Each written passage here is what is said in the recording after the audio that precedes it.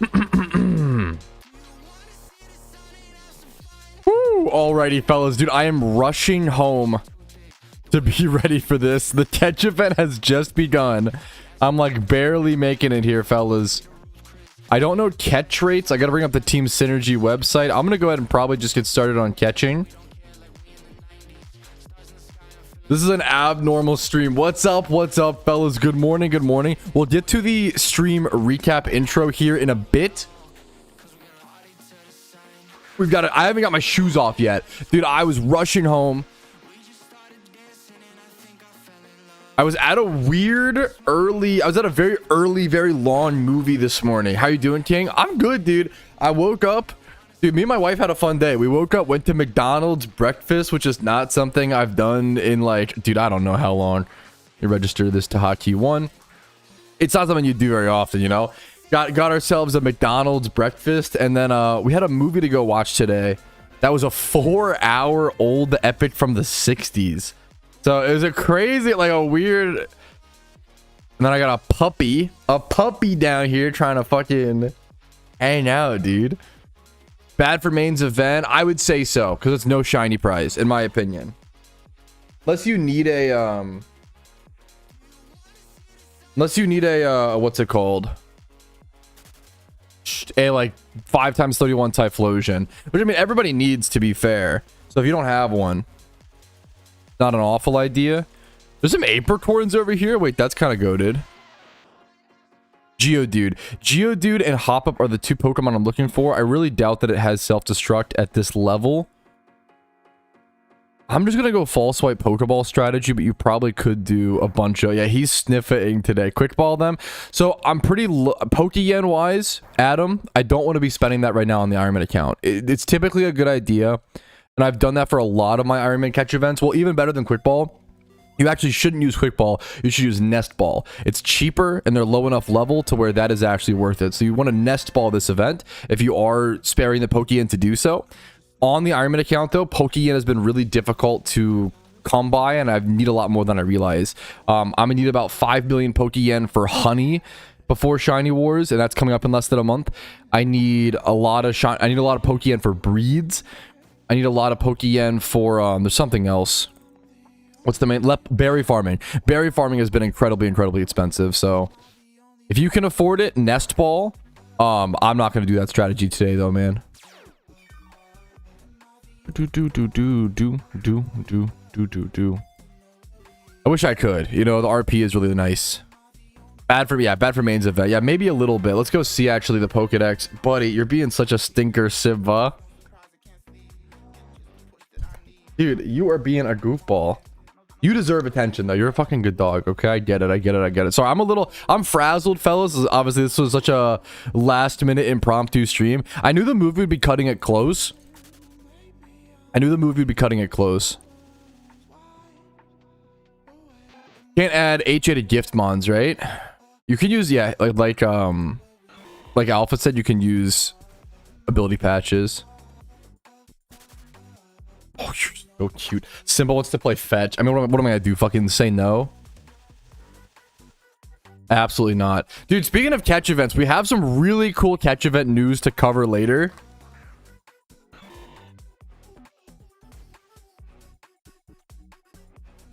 They brought back these seasonal catch events, and I'm really excited to go over the details of that, fellas. You're about to quick balls in my bag. I have no S balls. I would use quick balls for an event.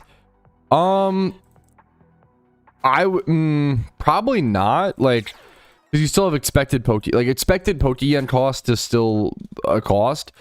If you're an Iron Man, maybe. If you're a main account, definitely not, because you can just sell them, or like, which obviously you'll lose some money, but like Nest Balls are generally you're saving 200 Pokeyen, I think, per ball. Like, it's a pretty big difference.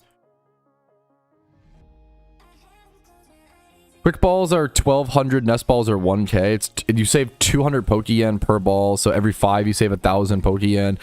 If you catch 40, you save what, like 8000 Pokeyen over an event? I mean, it's not that crazy. Maybe you can just use quick balls.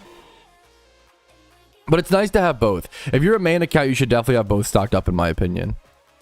But I don't know, do whatever you want to do at the end of the day, you know, type beat.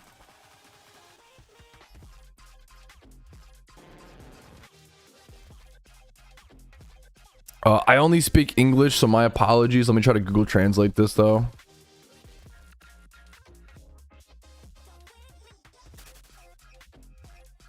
This is what's your channel? I'm on channel 6, but that's, yeah, you can't hop to it. It shouldn't matter for this event. I can hop down to a lower channel. I'm curious, this event does seem kind of popular. I got auto moved to channel 6 for a no shiny prize catch event. Seems worth it. I think that's probably reasonable, BBN. I can respect that. It's not as much as I thought, to be totally fair, so. Yeah, 8K is not, yeah. My Iron Man run, dude, hell yeah. I hope you enjoy it, man. For me, the Iron Man like revitalized so much of the game. Like I always explain it as when I first started playing Pokemon in 2013, you have the feeling of like, oh shit, you know, when you catch a 20 plus Pokemon in a bunch of stats, you're so excited. You're like, oh my god, that's an amazing thing to have happen. But I think over the course of IV, the inflation of good IVs causing the deflation of good what's the right word there? Good IVs have been inflated, which have caused their deflated, right? Yeah, I think it's deflated is more correct. It's so addictive. PokeMMO is a banger game, man. It's a banger game. Deflated, yeah. It feels weird to say deflated when there's been more, like the price has been deflated, right? And they've been deflated, but the there's a mass, yeah. Price goes up. I understand, but it's a little more complicated. People love to say it's more complicated than that. People always explain it as, oh yeah, inflation's just when the price goes up. Well, no, inflation is when the price goes up due to the purchasing power going down, right? Like that's very, very important. Deflation is when the price goes down because sorry, not that you're saying that as well, by the way, alphas. I hear this argument a ton. People are just, oh, inflation's just when the price goes up. Like, no. It has to be, it goes up because this, right? Whereas deflation goes down, or deflation happens because of the mass supply. Deflation goes down because there's too much of the good in service, right? Okay, imagine this. Deflation is like, imagine you open a maid service, okay? And then 10 other maid services open after you, and they keep lowering their prices, so you have to keep lowering their prices, and there's just like not enough demand now for maids, and there's so much supply for maids. That's like deflation, I guess. Deflation isn't natural, I guess. Nothing in a, well, I don't know, most markets are, it depends what your definition of natural is. The deflation is mostly, in my opinion, caused by alphas, but that's an arguable thing.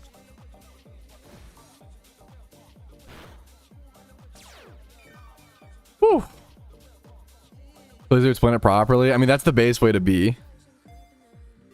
If it's worth to have monsterized Pokemon, if you are nest balling, absolutely. If you're doing I'm just doing very chill fall swipe Pokeball strategy. Nest ball strategy is better. You'll get a lot more Pokemon and stuff, right? But yeah.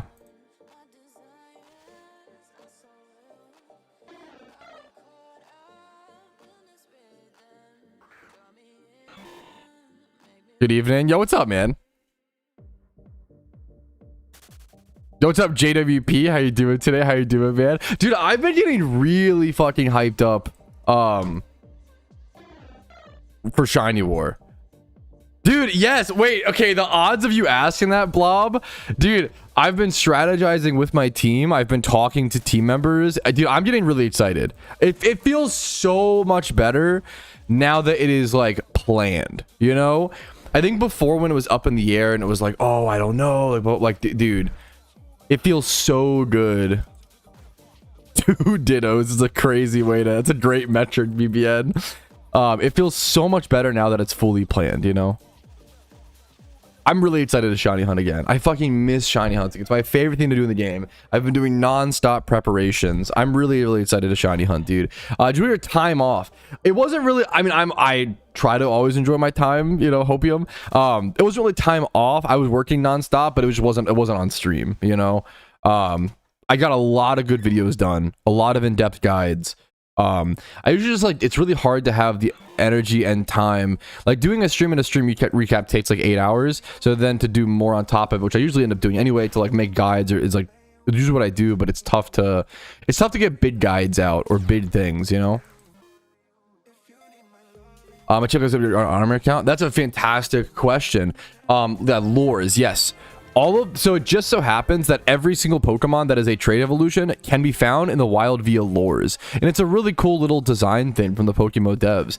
Obviously, they didn't do that like intentionally with like Iron Man, but like, yeah, you can find Gengar, for example, as a lure encounter from Pokemon Tower, or even some of them can be found like randomly via like swarms or things like that, or PvP rewards.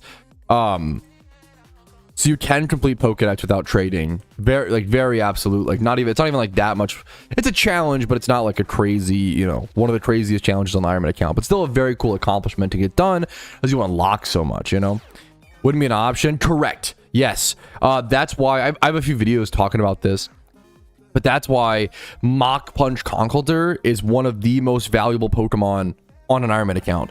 You can only get it via a PvP reward or like some sort of like winning it through some sort of in-game system. You cannot get yourself a wild Mach Punch Conkeldurr, which is pretty crazy. Tom, what's up, dude? You're fucking on the stream streak as always, dude. What's up, man? It feels weird. I have not streamed enough this week and I fucking miss streaming. What's up, fellas? Thought about egging on Iron Man for war, and you could breed out IVs up with IVs mons you have right now. The problem with egging during war is that it's just like, well, on an Iron Man, it's just way too slow. Like setting up the breeds or just like mass catching the Dittos. Obviously, you're arguing for, you know, trying to breed up the stats, and you could do some breeds like that. And I'll try to prepare. I'm gonna prepare as many eggs as I can. You know, eggs, alpha eggs, all that stuff. You're too kind, boy kisser. I'm gonna prepare whatever I can, you know. F1 race. Wait, that's fucking cool, Tom. Hell yeah, man. What's up, Rumel? How you doing, dude? Happy Sunday. Happy to see you, man. What's up, Joshua? Everybody coming in. Good morning. I guess good evening, good afternoon. It's like a Sunday afternoon type beat. No, but hopefully that explains it well enough. Midnight. I love like, I think that's what makes the Iron Man so special, you know? Like, that shit is really cool. A chill weekend? Dude, fuck, hell yeah, fair enough. I've not had a chill weekend, but it's been a productive, busy, a full weekend. We'll take those. A very life weekend. A life-filled weekend. Get out of here, Snake, bro. Fucking loved it. I mean, that's, yeah, I can only imagine, Tom. That's really fucking cool, man. Hell yeah, dude. I feel like I've never been to a race. It's easy to be like Lamau. Obviously, NASCAR and F1 very, very different. But it's easy to be like Lamau, like in NASCAR, just go in circle. But I bet the energy when you're there is probably fucking sick, you know?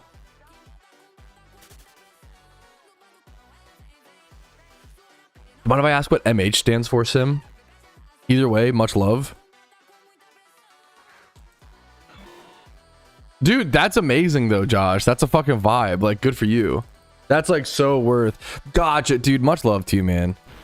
I'm sure whatever. I always think about that. Like, oh, I gotta come in as a certain way. Come as you come is like a good reminder, I guess, for stuff like that. Like, that's the whole point.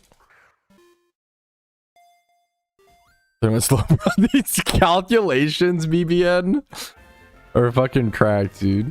What's up, Kojima? That's not good enough, right? But that almost got me a little excited. Weirdly, this is the first clip because I have just been rushed into this catch event, and this is a good catch. I don't think it's good enough, but I had to mention it. There's a Cyndaquil catch event today. Cyndaquil, Hop-Up, and Geodude are the Pokemon up for grabs. I'm mostly going to be going for... I'm just going for Hop-Up and Geodude and not even luring for Cyndaquil. It's not worth the, like, annoying catch rate and stuff like that. This is one of our final chances. Less than 25 days left until Shiny War. One of our final chances to win 1,000 RP. I'll probably just see you guys with catch event results and any breeders we got from this event.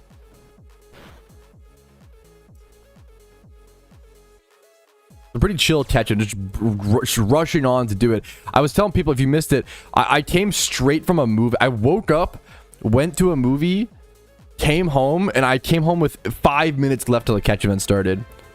I'm not going for Cyndaquil because for the catch event, because usually, I'll take a... Speaking of breeders, I will happily take a 2x31 male fairy end plant egg breeder in Spadaf and Spadaf. That's a fantastic catch. Hell yeah, dude. We take those. We take those.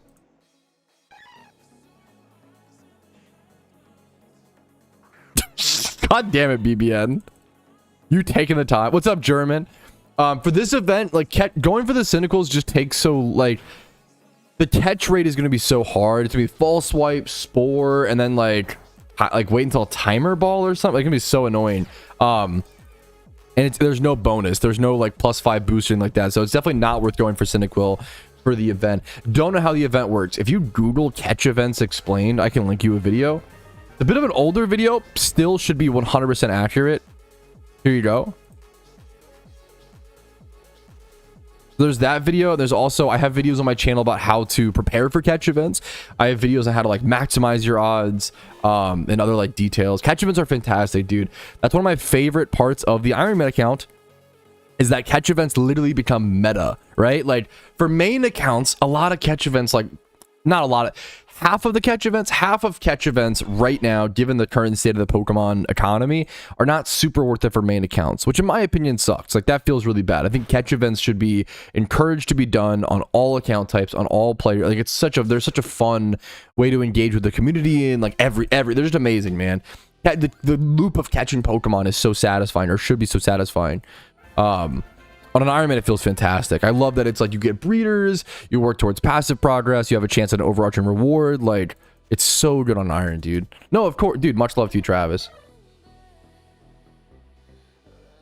How do you actually get channel 6? Very valid question. The way the channels work in PokeMMO is you just go through channels 1 through 5. I can switch though. Channels 1 through 5 can be switched. No, not dev powers. They can be switched between, but if the channel is too full, or the game is really popular at a specific location, they'll bump you up to channels 6, 7, 8, 9, 10. And we've seen channel like 224 for certain alphas, or like Johto release. Like, they will bump you up to some crazy high channel numbers if the game is really popping at that location in game. But you can only manually jump between channels 1 through 5. Great question.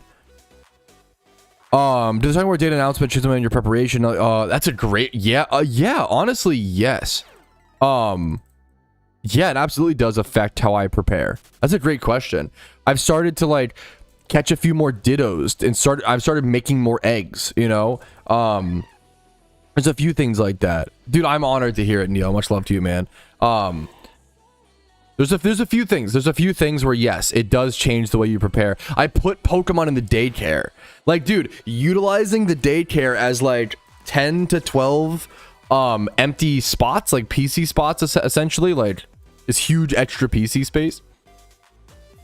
Favorite nature. It's a cute question.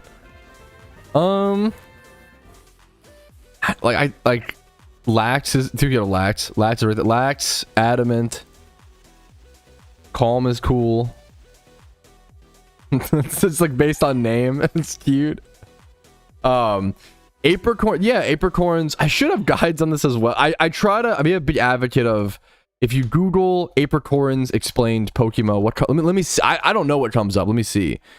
I should have a video guide on it, but does it come up easily? I have an apricorn crafting guide. Yeah. The way that apricorns work is apricorns are used to make certain apricorns are used to make certain Pokeballs by spending the consuming the apricorns plus some Pokeyen. And there you go. I try to encourage people to, like, just Google most questions you have about PokeMMO. I spent the last, like, 4 or 5 years of my life, like, making as many video guides as possible because I fucking love this game. And for so long, there were no video guides. There are very, very few. Very, I know, not to disrespect those who did make the guides, right? Like, legends out there like Roy Rogers News, MT Birchfield, and Rodent Ewok, right? There were very, very few guides. And I wanted to just fill that space, you know? I wanted to hopefully help people enjoy this game a bit more, because the Pokemon's been fucking awesome forever, man, you know? Sell alphas, Pat? Ooh, it's a good question. It depends on, it depends on where you're at in your account. If you're like a newer or a beginner player, I don't know if it's worth holding them unless you, like, have a ton. I don't know. Depends on how much raw Pokeyen you have. You want to have enough Pokeyen to, like, still progress your account and play the game and, like, not hold yourself back, because you still have, like, a month. And I bet you prices are already, I bet you like male alpha prices are already pretty high. How much are shinies? As many as Arceus wills it, man. That's a question like I can't even, you never know, man. You never know.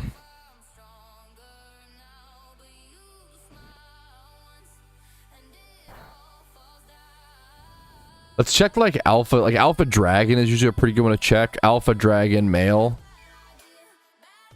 Like 60k is a little bit high. Like they can go down to like usually between 40 to 60k.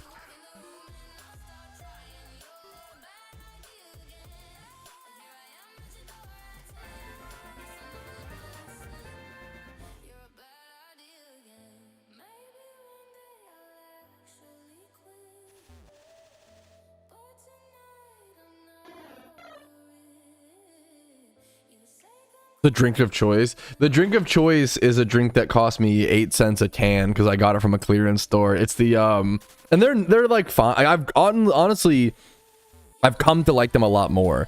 I didn't really like them at the first can. I was like, I don't really love this, but they're so cheap. I told the story of I got 6 cases of these for $1 or 8 cases. 8 cases for $1 a case.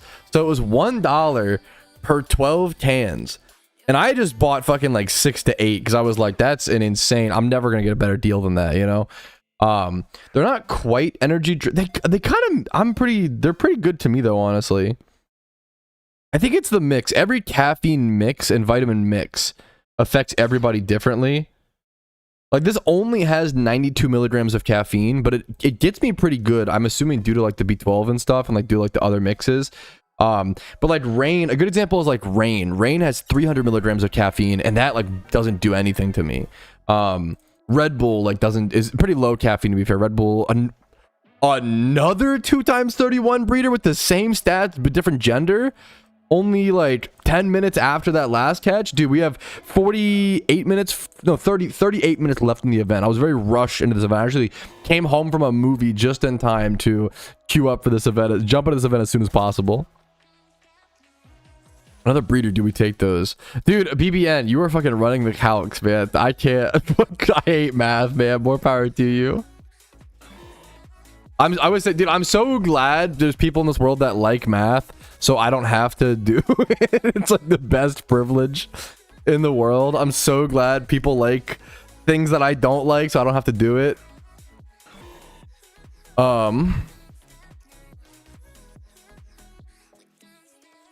That's cool. I didn't know that, Sim. If Monty popular in war, yes, I will. That's a great question. I will try my best. Yes, I'm gonna try my best to do this whenever possible. Someone said, "Will you rebreed the fossil Pokemon that you pop during war to get more rare encounters?" I'm gonna try my best, dude. Absolutely. Like that's the absolute. I would try my best. It's gonna be difficult. I'm gonna have to release a fair bit though, just for PC space. But I'll do whatever I can. That's a great thing to be thinking about and a question to ask.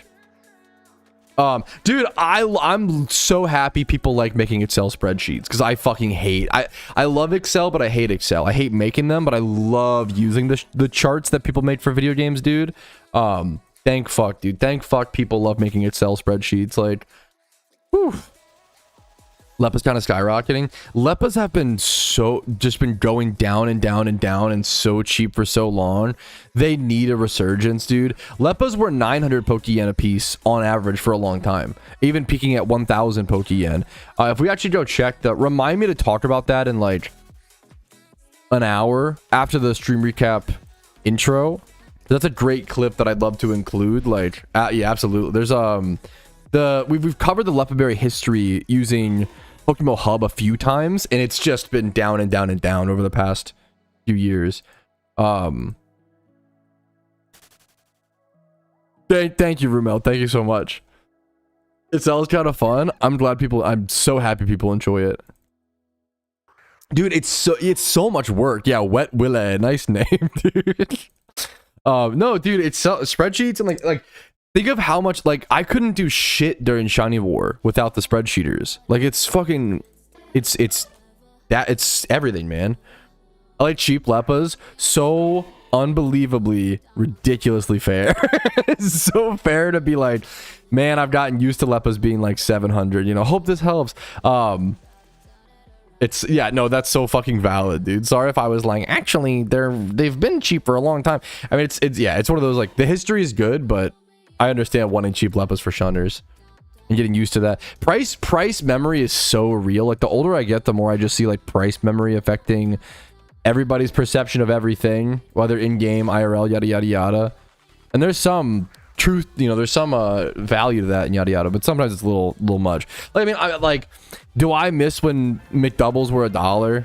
Absolutely, you know, like, but and even recently, I want to complain because even recently they took away the they got rid of the fucking 2 for $4.50. Now it's like, now you just have to get each sandwich and they're like, it's like $5.20 to get 2 double cheeseburgers or whatever now. And it's like, damn, like, it's really fine, but like, I don't know. I'm like, okay, maybe a double cheeseburger should be like $2.50. Like maybe that's fucking fair. Like maybe like when something's too cheap, you're like, hold up, wait a minute, you know? Back in the good old days. Well, no, hopefully the whole point of what I'm trying, you're not wrong though, a little bit, Devil. Hopefully a huge point, what I'm trying to say is like, I'm trying to counteract that. I'm literally talking about like the inklings that we have as humans, but then fighting against them. Like, yes, do I wish that McDoubles were still $1? Of course. Do I realize that's like absolutely not a chance in hell, a sparkle of that to ever happen in reality? Yeah, no, it's we're so far past that. Things have to be more expensive, man. They just can't be that cheap anymore. Inflation and yada yada yada and prices and blah blah blah blah, all the fucking good jazz. Yeah, of course. But it's a good like price memory is a concept. Maybe I should explain that, I guess. Price memory is a concept which like makes us think that like something deserves to cost this much, or it is this value because it was that we burned that memory into our head. A good example is like a Black Lotus, you know, and it's very human. A Black Lotus used to be $100, you know, 25, 30 years ago, right? And that was like, you'd have people who were like, oh man, I sold my Black, you have how many stories do you see on the internet? I sold my Black Lotus for $100, or I had the chance to buy one and I didn't, and blah, blah, blah. And it's like, well, now a Black Lotus is the cheapest one. I think yesterday on TCG Player was 13K. It's actually going up a little bit. The cheapest Black Lotus was 10K for a while. Let me go double check. What's the cheapest Black Lotus right now? You know what's up, Rick Riley?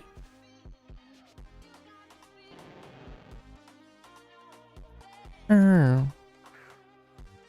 it's crazy, man. Black Lotus has gone up like 3K in the past few days. I don't know if anybody's really talked about it. I should do a video talking about that. Hold up, that's a great idea. wait, hold up. Patrouski MTG. Hold up. Where are you at, man?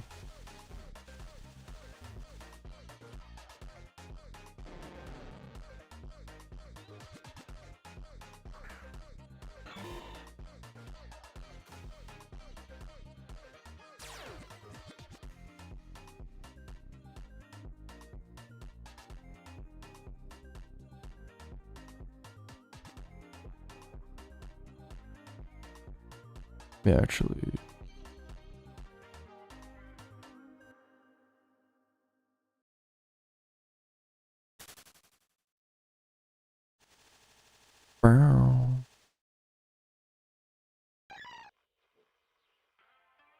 Dude, I get that. I hate stories the most, man. I hate stories the most.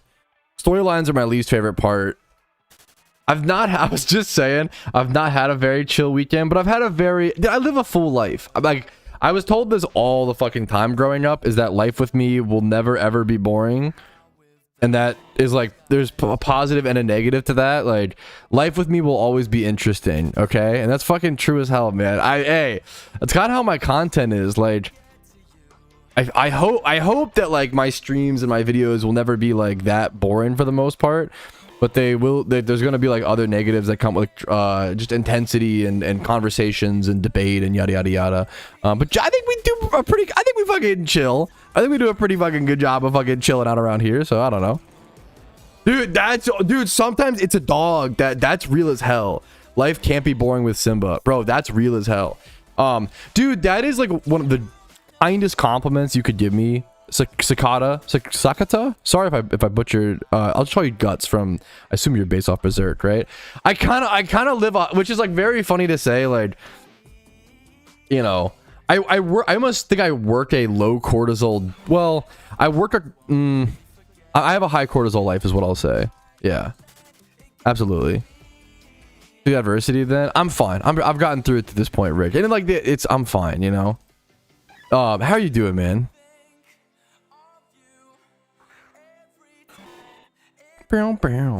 Everybody's going through a billion things, man. The world's in a weird spot right now. Pretty much everybody, from what I'm anecdotally seeing, everybody's going through so much, man. It's kind of just like, hey, let's just fucking hang out and go through together and spread love and fucking fuck moms. You know, like whatever gets you through a fucking weird time in the world, man. Clarko, speaking of fucking moms, Clarko, how you doing, dude? What's up? What's up? How are you, King? What's up? What's up, man? How are you feeling, dude? I've been sick, dude. Hey. Hopefully you like there's kind of a vibe to it. It's one of those, this is like the most grass is greener thing. Ho, are you, bud? Come on. You can't call me a ho after so long. Come on, man. No, I'm fine. I'm good. I'm good. Up and down. Life is full, you know? Nothing wrong with that. We're gonna look back and be like, damn, that was a crazy, you know. Glad you're well. Yeah. What a life we live. I'm honored you feel that way, Castix. It's incredibly kind to say. I've had people say similar things. PokeMMO should give you permanent donor status for your work on the game. I'm honored you feel that way. I'm just a guy who plays the game and makes videos on the game. I don't want any special privilege. I don't deserve any special privilege. I'm not special. I just play the game and I talk about it and I upload videos. I'm honored that people... It's a little weird sometimes. I'm honored people think highly of me, but I'm also someone who finds it very uncomfortable when people think highly of me. So that's my problem. All this to say thank you for the kind comment. Type B. Yeah, like when my mom said I was special. Yeah, exactly. Yeah. I'm special, all right. Yeah. Put more referral links. I don't know if that's something we need. I don't know if we need in-game, but I respect referral links as a concept are not bad. I don't know if we need it for PokeMMO. It's usually like a very mobile game type thing to like just try to match. That's like it's based on like maximizing the amount of players that play versus maximizing the amount of like players that play because they love the game and or have a good time here. Finding the right players versus the, you know, just as many players as possible. Dude, Clarko, 25 months or 35 months of Prime. Thank you for being you is so sweet, dude. What the fuck? Now that's gonna make me fucking cry, Clarko. Much love to you, man. Clarko, you'll love to hear that I've been fucking watching the fuck out of the World Cup, dude. I've been watching a lot of games. I watched that last, what was the last England game? Dude, I was rooting for England in the last game, man. England versus Mexico is when's this match? Today at 8 p.m. Hey, good luck, bro. Hey, good luck, brothers. Good luck, England. Hey, that's my second team, man. What else? I know USA plays like tomorrow, right? July 6th, 8 p.m. Yeah. Dude, I've been trying to follow the World Cup, man.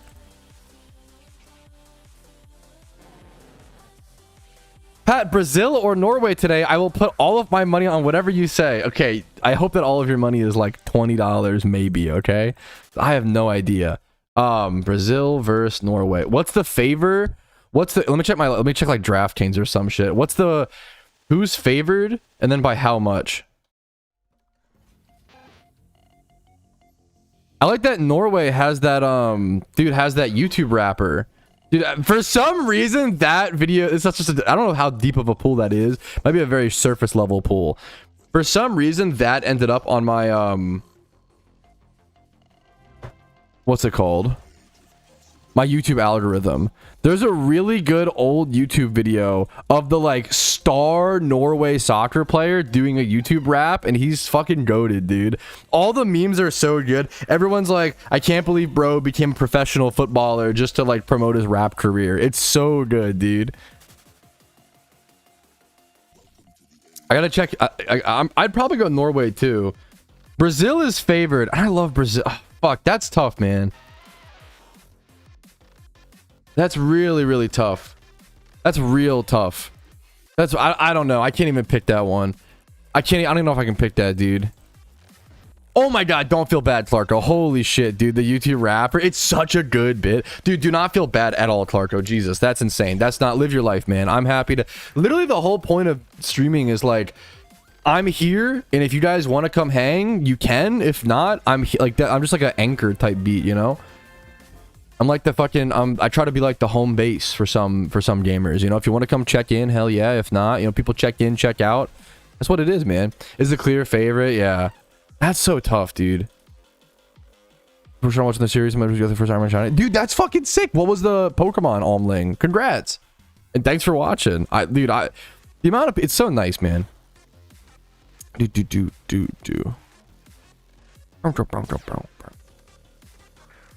Vamos, Mexico. Dude, much fucking love. I have to root... I've got to root for my England brothers because I give them so much shit.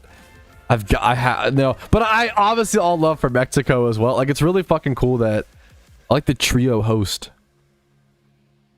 Oh my god, I saw the like omega wholesome message from like South Korea to Mexico. Oh my god, dude, it's been really cute learning World Cup lore. Dude, I love the South Korea Mexico brotherhood. They're so fucking sweet, dude. It's so cute, man. See the match, France, Paraguay, I assume. No, I don't think so. When is that? Was that yesterday? I didn't watch that game. No, I try to watch as many games as possible.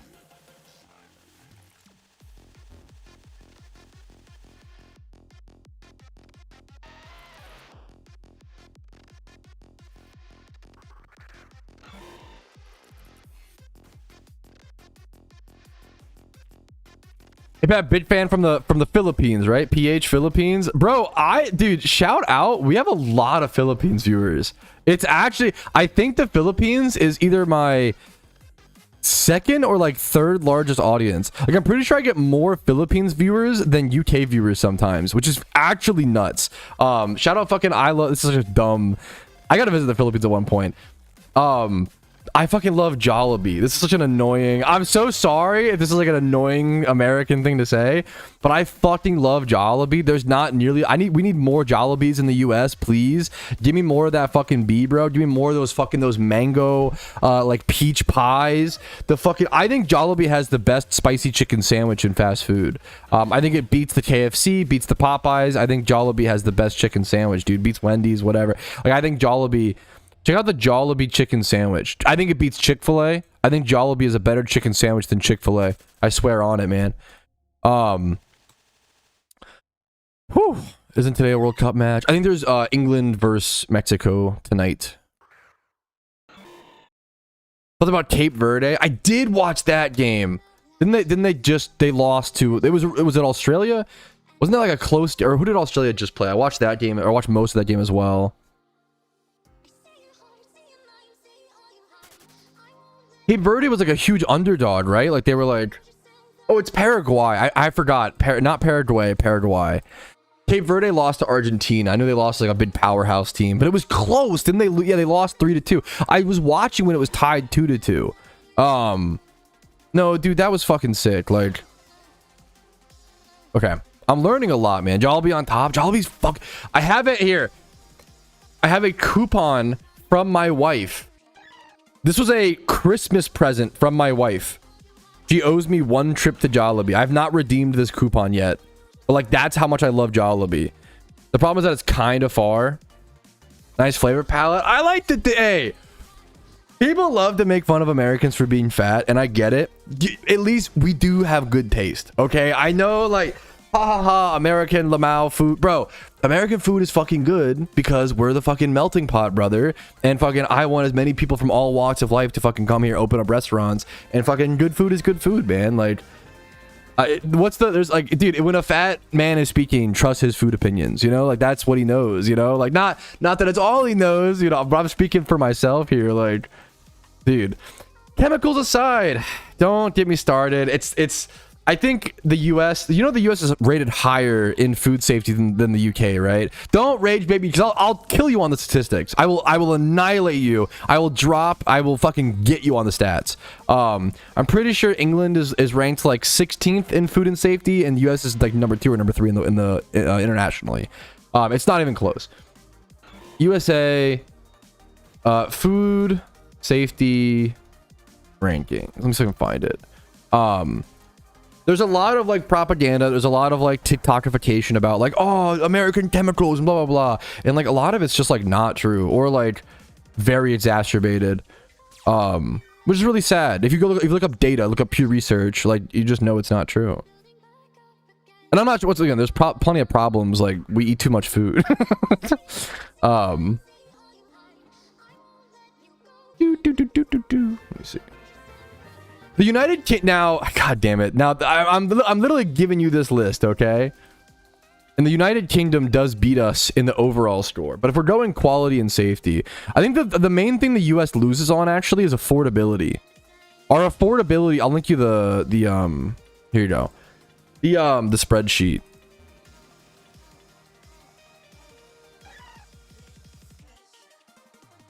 How many Pokeyen is that coupon? Good question, good question.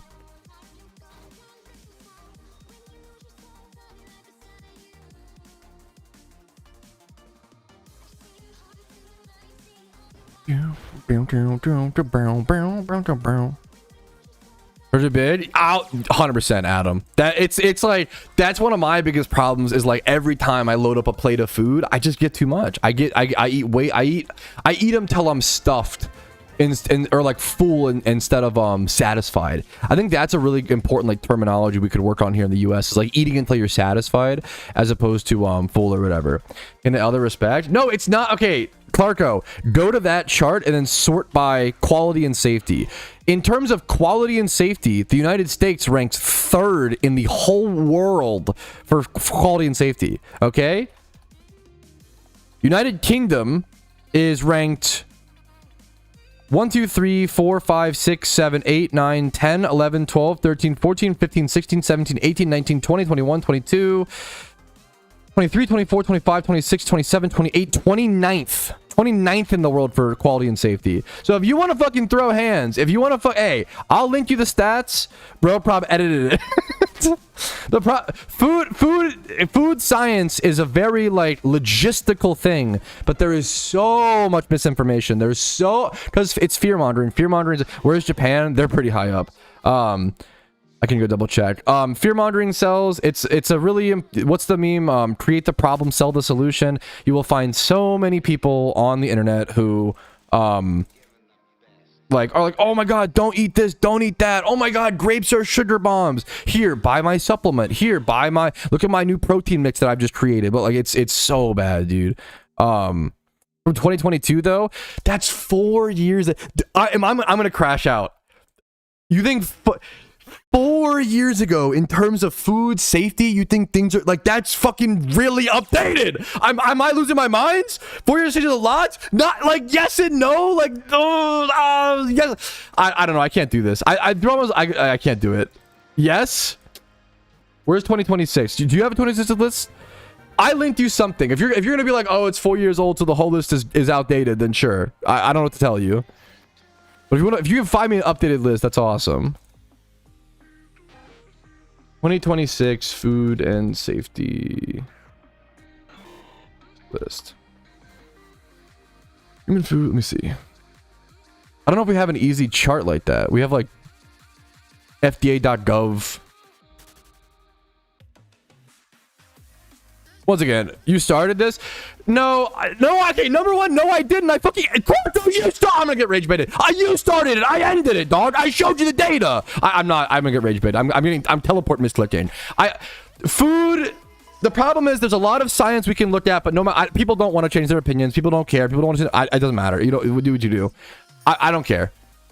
You believe what you want to believe. I think everybody prescribes to a certain belief, does not care. It is what it is. It's whatever. I'm not here to. I don't do food content. I mean, I do, but I don't. Food science is very like. Food science is a lot more hardlined than people give it credit for, but people don't want to like. people hate science. It's people watch a TikTok, watch an Instagram reel, and they hear someone talking, and they just have their opinion, and it's miserable. No matter, it's awful. The world right now is ruled by like short form, snappy content instead of pure research, instead of data, instead of articles and fucking Google Scholar links and like the boring shit. It's really boring. It's really boring. Not as fun, but it's also correct. Don't I get rage baited? True. What's your favorite? Ooh, that's a good question. What's your favorite place to go to that constantly gives you the shits? Ooh, this is a great question. Maybe Panda Express. God, I love Panda Express. It's all yeah. Providing correct information does not pay bills. Maximizing your clicks does. Yep, absolutely. And we're in a really weird like misinformation era, and people slurp it up because whatever reiterates someone's beliefs and opinions, they will watch and be like, yes, I'm very smart. Yes, thank you for telling me how smart I am. And if you ever watch something that like goes against your beliefs, you don't like question it. You just like turn it off or whatever. Anyways, rant over. Also, Panda Express. I love Panda Express. I mean, everybody's stomach is different. I don't know, man. I don't think it's like a country-based thing. I think everybody's stomach is different. Favorite chain pizza place? I think Domino's is really good. I think chain pizza is really good. Like, I think if one of the biggest red flags, pizza's just good. One of the biggest red flags to me is if someone won't eat chain pizza or like frozen pizza. Frozen pizza might be one of the best like quality per dollar, calorie quality and dollar amount. Like we need some formula. Like frozen pizza might be one of the best things you can buy. Now, not for, I mean, for health, it's not even like, I will die on the hill that pizza's not as bad as people say it is. People say pizza's junk food. It's not junk food. It's probably like 5 out of 10 healthy, you know? I think pizza is like right in the middle. But go talk to your fucking nutritionist, okay? Because that's a bold statement. But I think it's kind of true. How healthy is pizza on a scale of 1 to 10? I bet you it's like a 5. Maybe a 4 to 6 depending on the pizza. This is just Google AI. Google AI says between 4 and a 7. I think that's probably, yeah. That's probably fair. But people act like pizza is like the same as like potato chips, and like, dog, it is not. Which sauce you gonna eat fries? You guys have good fucking questions. Hold up. Just meat, cheese, bread? It's literally just like meat. Yeah. Well, there's a really good joke where it's like a picture of a tomato, cheese, and like wheat, and it's like, healthy pizza. No, unhealthy, bad. And obviously there's, you know, there's differences there, and it's the quantity of carbs to everything else, and yada yada yada. But it is funny. It's a good bit. Yo, what's up, Roosty? What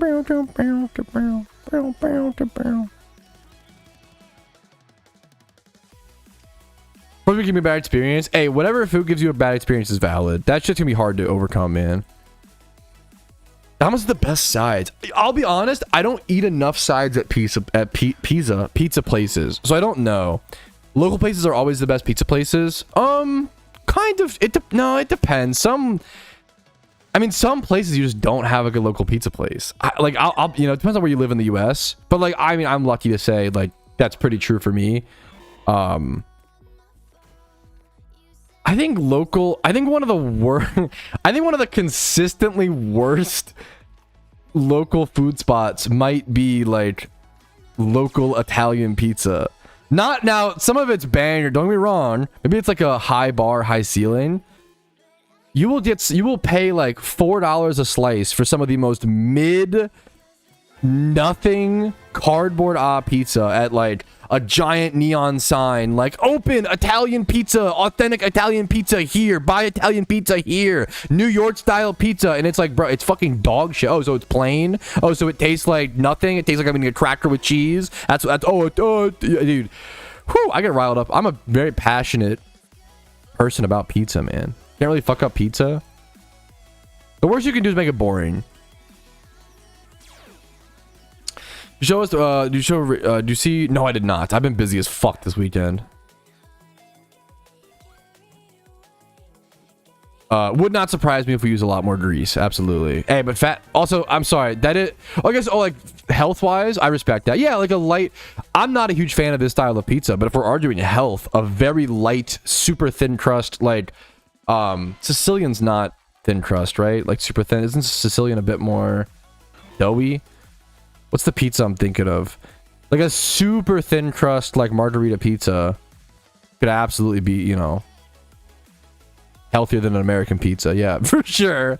But thankfully, when I eat pizza, I'm like, it's a perfect 5 out of 10. It's like, you know, health wise, it's like, you know, it's not the unhealthiest thing in the world, but it's also not a salad, or, you know, it's not some like nutrient dense thing. Pizza's great, man. Pizza is sustainable. It's solid enough. It tastes really yummy.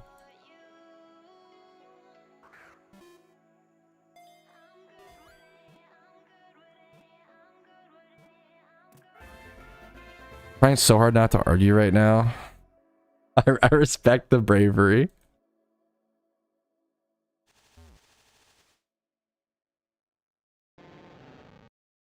Did you see Zero to the Shiny? No, I don't think I did.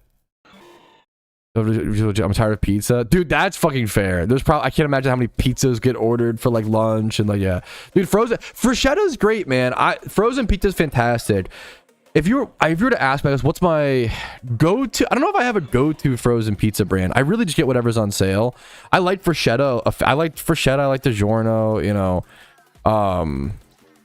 everything is healthy. I'll fucking own, dude. I will own that until the cows come home. YLB. Okay. I am a self-aware American. Okay. If you want to call us fat, more power to you. I don't give a shit. You have to damn well acknowledge that we have good food, okay? America's fat because our food is so fucking good we can't stop eating it, okay? You gotta take one and win one, lose one, win one. Nothing triggers me more than people be, oh, Americans are so fat, but also American food, omega lol, so gross, so bad. No, bro, it's fucking delicious. That's the problem. And part of the reason why it's so delicious is because we fucking have people fucking move here and fucking open up restaurants, and we are very like fusion food focused, and I think things are better when we come together and blah blah blah, you know. What do you mean good food? Why do people get so, I mean, I can't be fair, I get argumentative over food, but I get argumentative over the territorialism with food. People get so like, what's the word, I guess?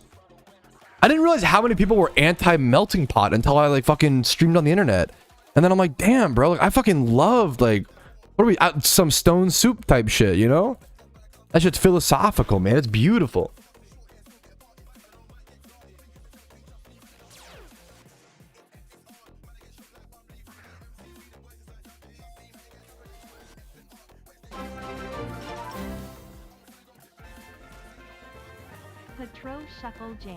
Patrouski Jam.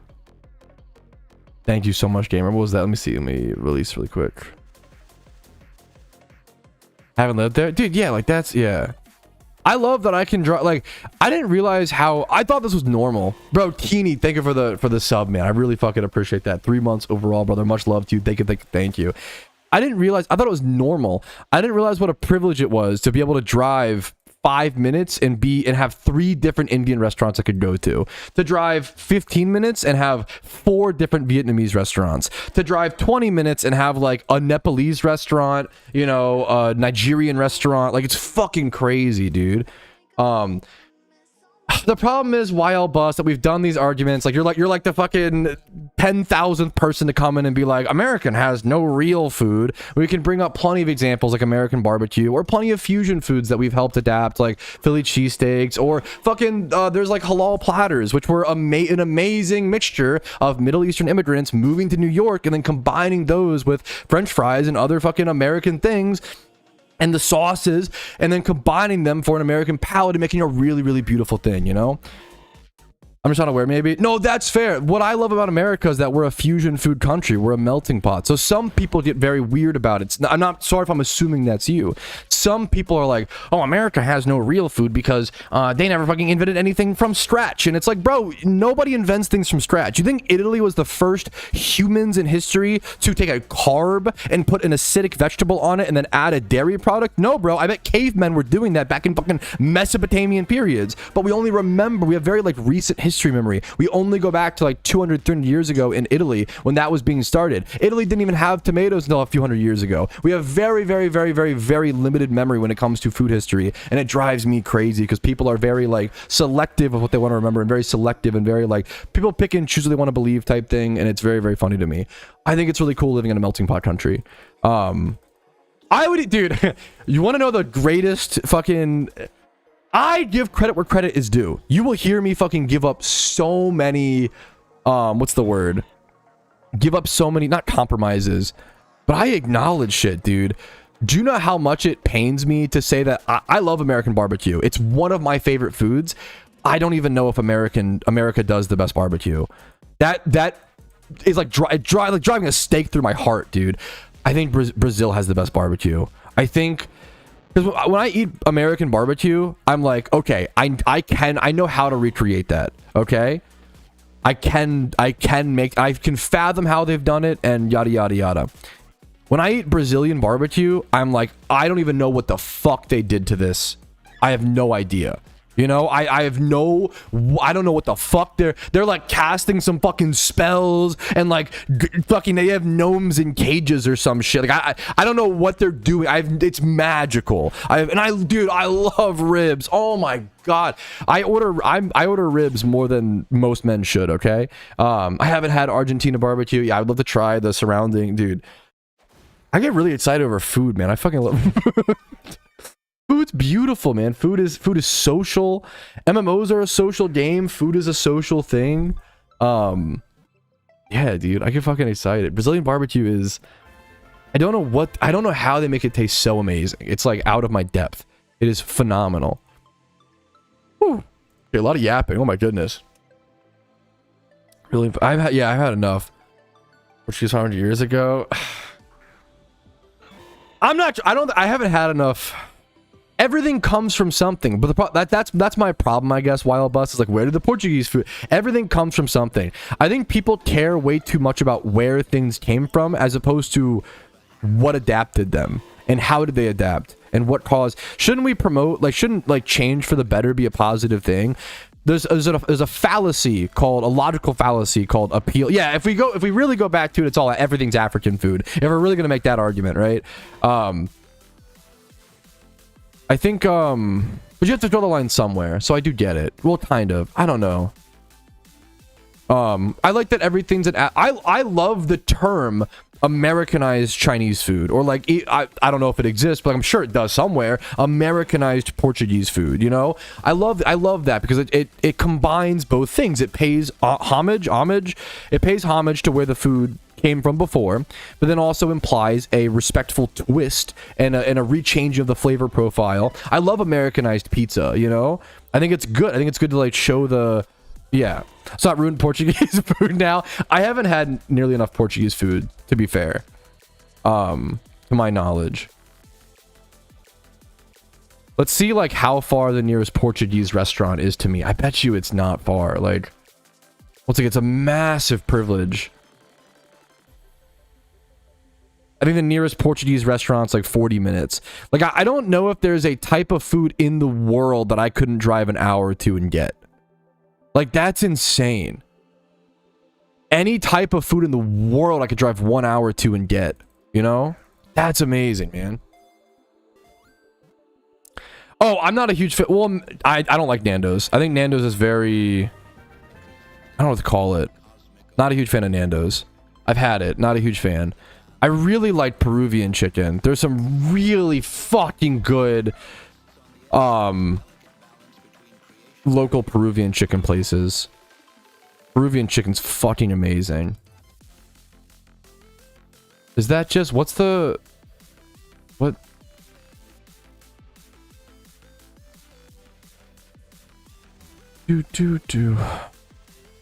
Even Nando's is called Afro-Portuguese. So even that, like, isn't just, like... And that's beautiful. That's a good, like... It's a South African multinationalist fast casual restaurant known for its Afro-Portuguese.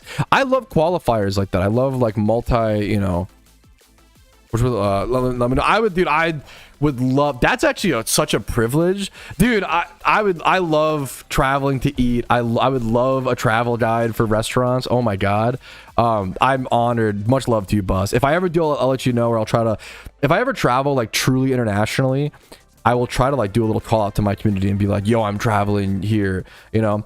I haven't had nearly enough kebab. From my understanding, doner is like a type of kebab, right? I haven't had, that might be like the food that I've eaten the least, that in correlation to how much I should have, like people always about how much good kebab is.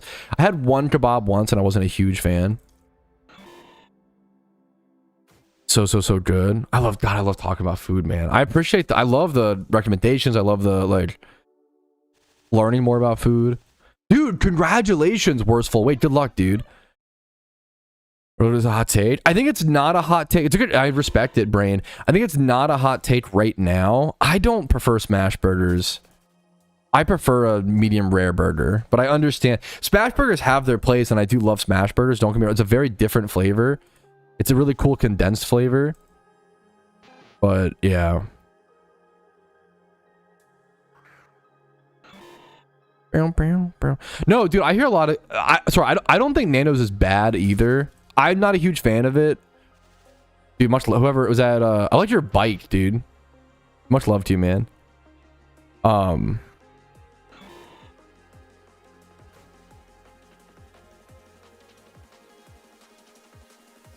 Okay. Yo, what's up, J-Rated? Probably not streaming for too long. Oh, did the catch event end? Oh, fuck, dude. What a weird event. Event did just end like 1 minute ago. Yeah, sorry, I'm like so out of it today. I came straight from a movie. Yeah. This is a Portuguese game for Yanni Fernando. Okay, that's pretty... I didn't know that. That's good history, dude. I fucking love... how are you alive? I thought you died. Yeah, I die every so often. Global chat likes to spread correct information. Turkish Bros Life Days with lamb. I've been eating a lot of lamb recently, hilariously.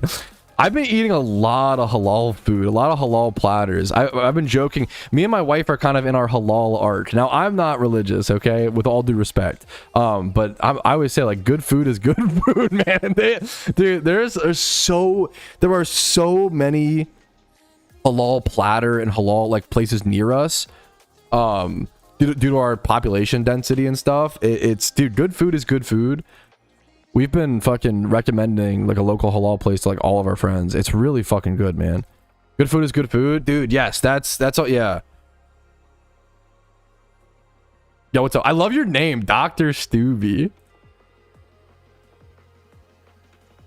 It does not. Good question though. I understand like why you think it. You know, it's a good, valid expectation.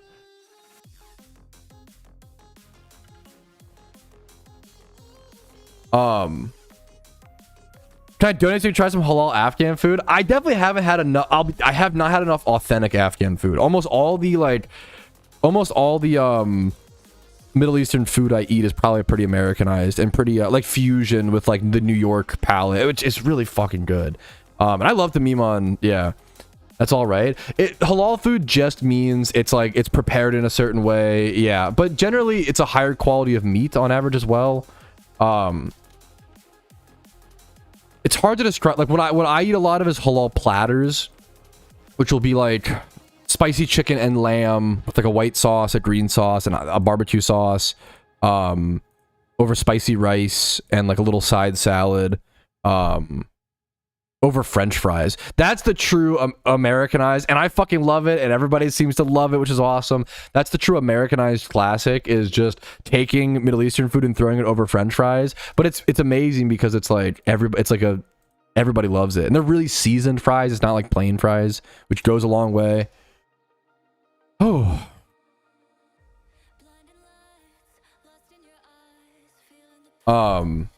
Yeah, I don't... Ooh, shawarma, that sounds really good. What the fuck? I haven't had much shawarma. I always hear good things. Okay. 154 or 30? That's a great question, Chacozilla.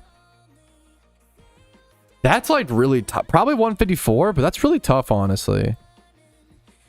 Got your Entei during the event? Dude, congrats to Ruin.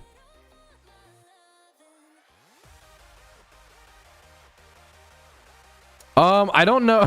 I don't know if I have Clerco. I probably have to buy one online or some shit and like get it shipped. I've just been so busy, but I haven't. But I should be looking harder. What are the odds of a British bakery around me? British Bake Off type beat. That'd be really funny, man. Yeah, fuck Adam. Good luck, dude. What's my highest catch? This is a very, yeah. All right, I think this is a very chill catch event. What's my highest? My highest catch is a 153. I'm still going to submit it, but I don't think anything's going to happen with that. This is a very chill catch event. I barely made it in time to, but I'm glad I did. Having more chances is what the, you know, what you can do. You have to roll the dice and just maximize your dice rolls, but as long as you do that, you have to just go with what the dice roll. You can't control the dice. So we're going to submit this and see what happens, fellas.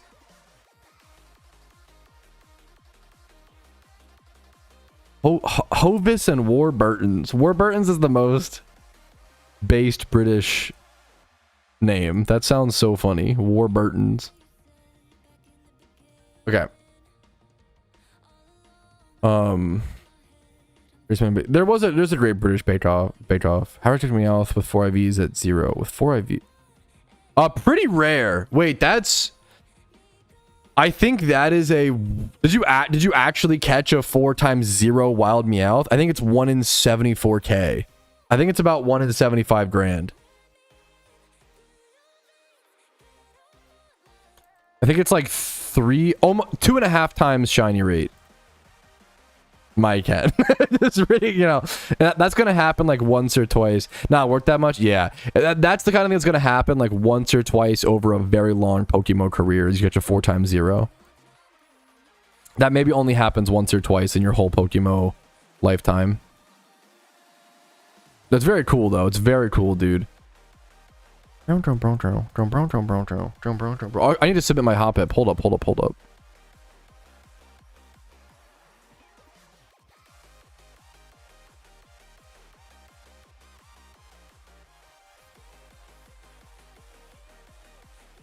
My humble entry. Got Whispered Cosmooth. Beautiful.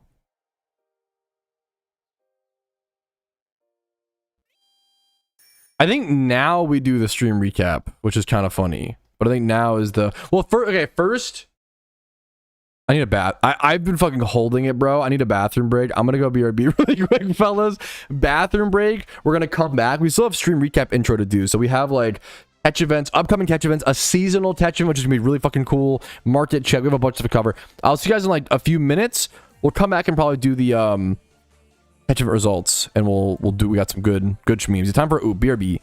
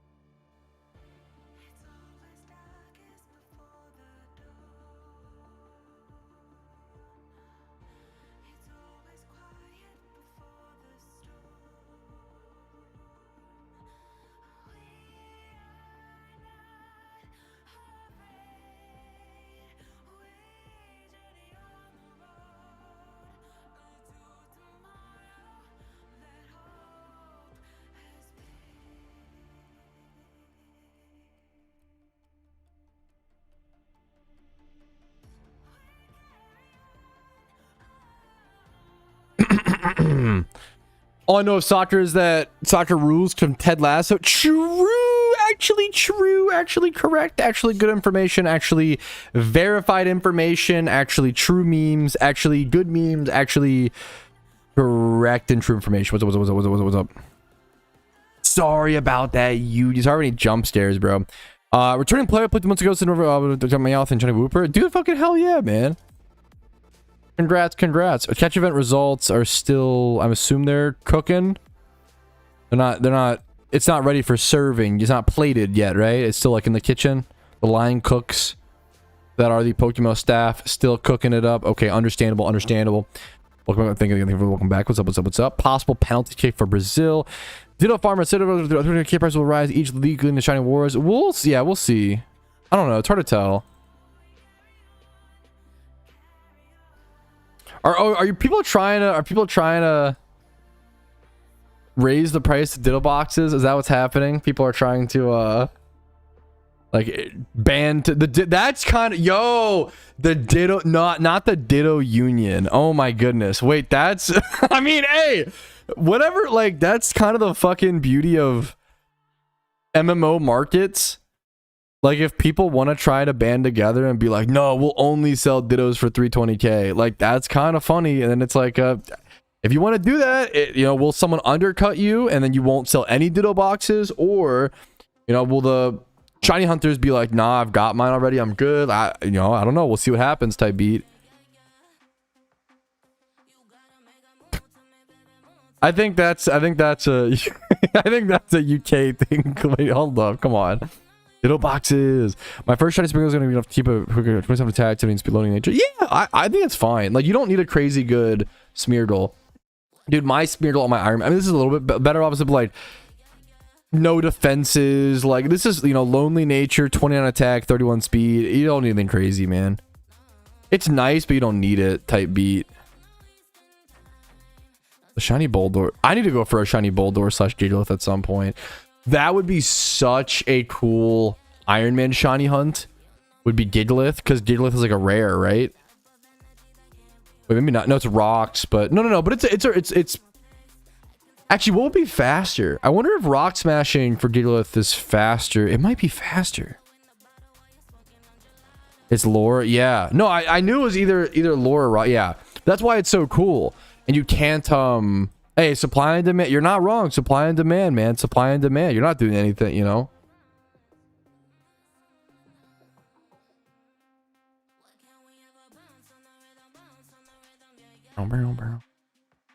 We're waiting for catch event results.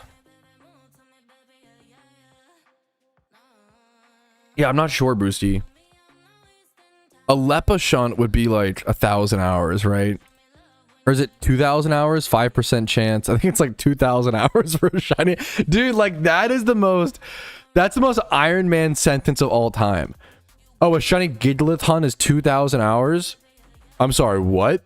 Like, that's nice shiny Shuckle, man. That's crazy, dude. That's crazy, man.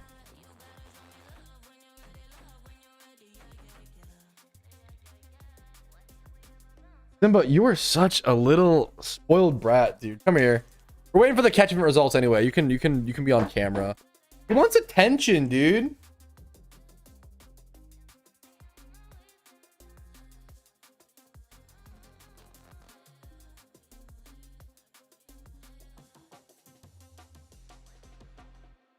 Who do you think's gonna win the catch event, Simba? Who wins? I'm gonna place with a 153. Yeah, you think I am?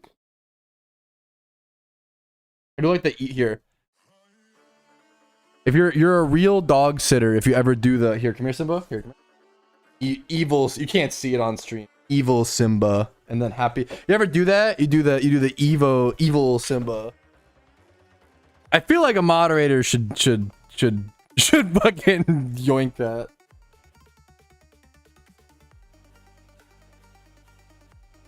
You push their little, like, you go evil dog. It's cute, man. Yeah, I got all the secret techniques as a part-time pet sitter. Yeah, I've got the secret techniques. How to make them evil.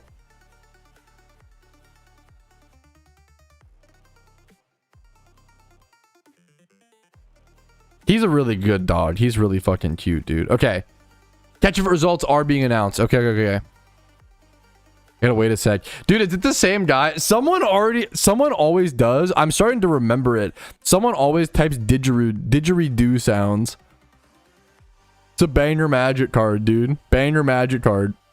And an actual instrument, but, you know, who actually knows that versus the magic card?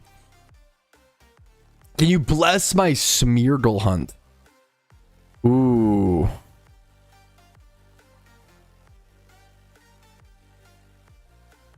Yes. All right. I am pet sitting a dog, which is not a beagle, but that does not mean you should not get good luck on your Smeargle hunt. Good luck to you, Nate the West, because you, my friend, are the best. There you go. There you go, man. Good luck, good luck. Call me Dr. Seuss. Okay. Alrighty, fellas, catch event results are coming in. Fourth place is Claw is Pro, 17 points. Congratulations, gamer.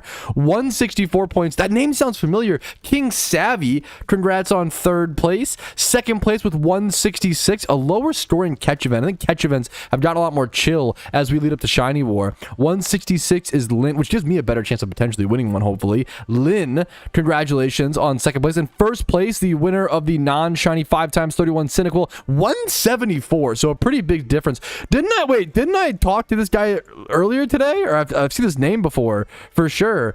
Congrats to them, dude. 174 points, man. Legendario. Congratulations to you, gamer. Dude, there you go, man. There you go. All right. I just put that in the wrong thing. One sec. Now, hilariously, we have a stream recap intro to do now, fellas. So our stuff's going to be all out of order.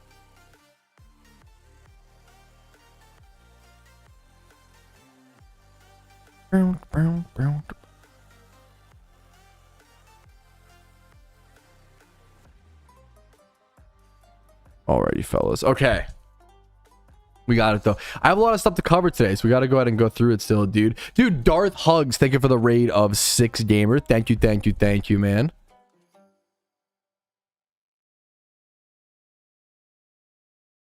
Days ago. Is that what I'm thinking of? Wow, that's sick, man. Thank you, Agus. Is that what I'm remembering the name from? I was like, I'm pretty sure I just saw that name. That's fucking cool, dude. How many halfway to odds already? So like 15k in. Good luck to you, man. On the Smeargle shunt. Oh, bro. Okay. I have to make sure this is...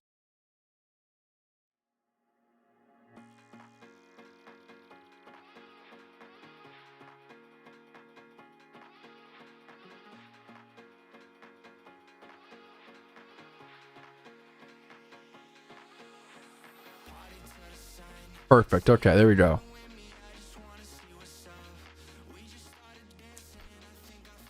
There's a lot of stuff to cover today, fellas. Alrighty, fellas. Yo, what's up? My name is Patrouski. Welcome to PokeMMO Stream Recap 533. We're a little bit out of order in today's stream because we had a catch event to go rush over to, but we got that taken care of, and now we have a bunch of other future catch events, just in-game tournaments, and lots of daily news today to actually cover. So let's just jump into it and get the information to you guys. If you find these videos helpful, as always, make sure to leave a like on them and subscribe for daily Pokemon videos. Let's jump into it, fellas. First things first, Shiny Yanma prize catch event. This is a big prize. Thursday, the 9th of July. At 11:30 a.m. ET over at Ruin Valley in Kanto. Make sure that if you are doing this catch event, you can run into Wobbuffet over at this location. So you want to either be like quick balling. That might be rough on the Yanma catch raids though. This will be a tough catch event. We'll definitely be calculating the odds for and figuring out some sort of strategy for in the day the day this happens. But there is a shiny Yanma up for grabs, dude. An amazing shiny prize for this pretty tricky catch event, since there will be Wobbuffet in the way of the event. Yanma is +5, Natu is 0, Persian is -10. Nature bonuses on screen right now, and then there is that shiny 3x31 Yanma up for grabs, dude. One of the most beautiful shinies, in my opinion, in PokeMMO, and a very difficult single encounter hunt on top of it, often safari hunted. Next up, Seviper catch event on Sunday, the 12th of July at 3 p.m. ET, Route 114 in Hoenn. You have 1 hour to catch Seviper, Swablu, and Zangoose. Seviper +3, Swablu 0, Zangoose -3. Nature bonuses are on your screen right now. And then Shiny Seviper, underrated, beautiful, cool shiny. Shiny Seviper is up for grabs here, fellas. 3 times 31, 1,000 RP on top of it. A great way for Iron Man to win some reward points. And then next up, we have another catch event scheduled, and not like any other catch event. This is a seasonal catch event tournament. They did this last year, and I'm so glad they brought it back. We have a lot to read, so let's go ahead and jump into it.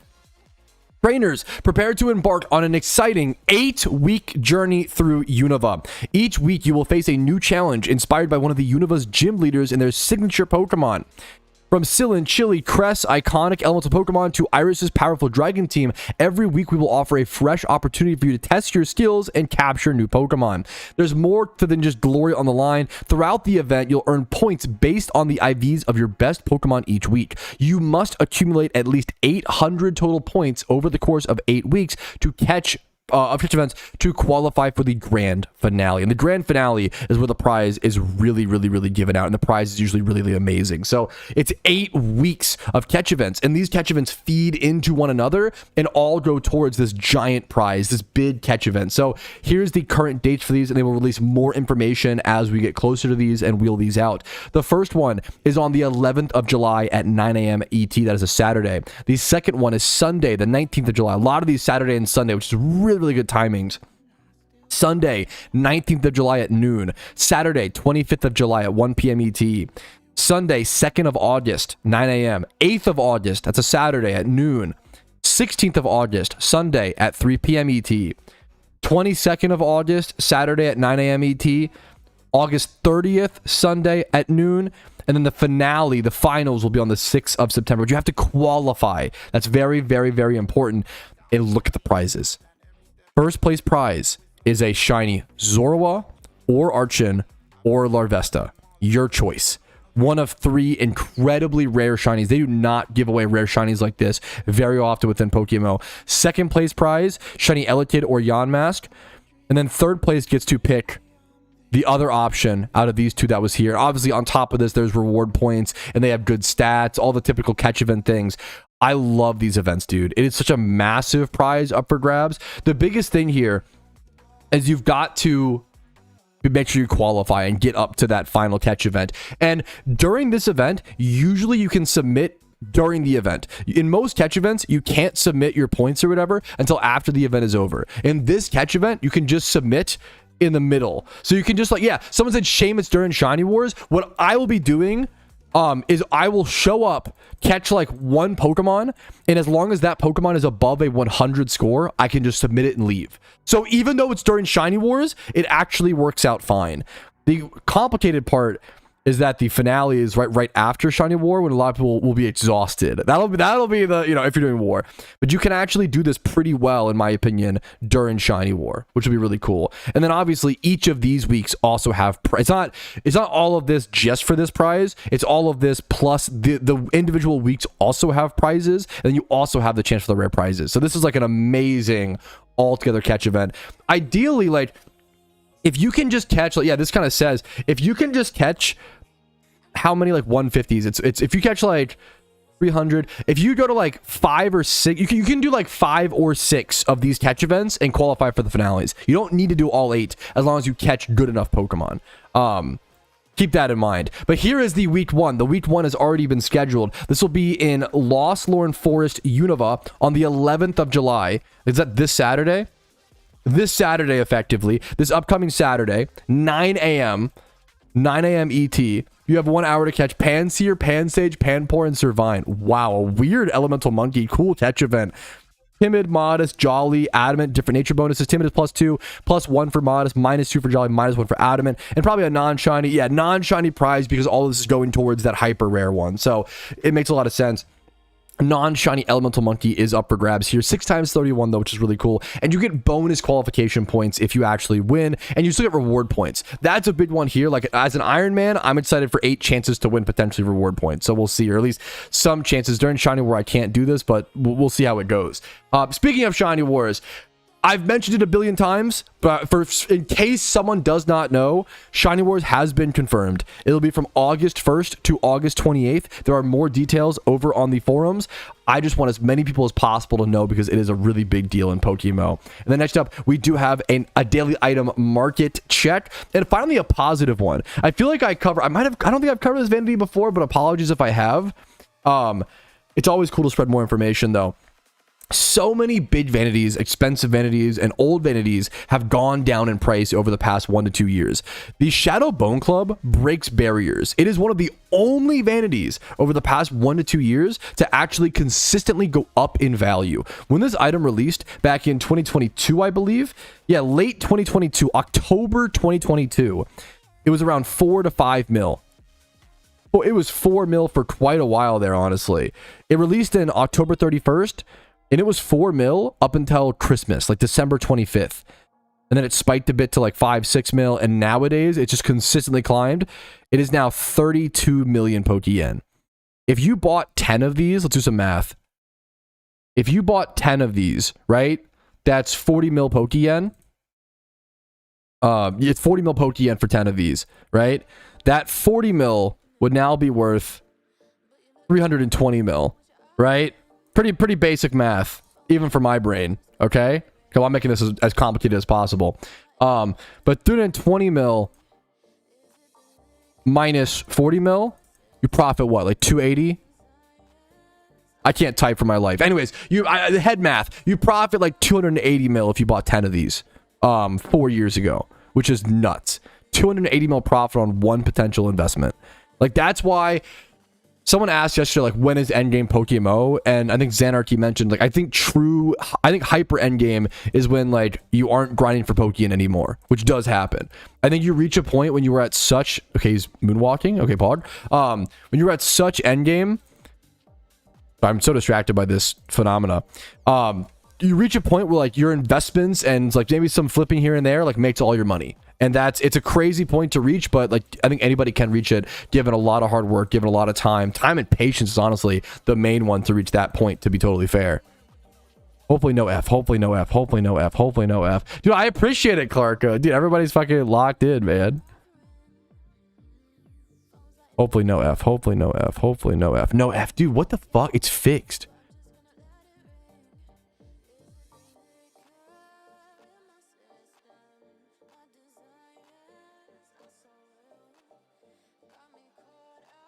Okay. Get rid of that. Next up is achievement showcase, right? Okay.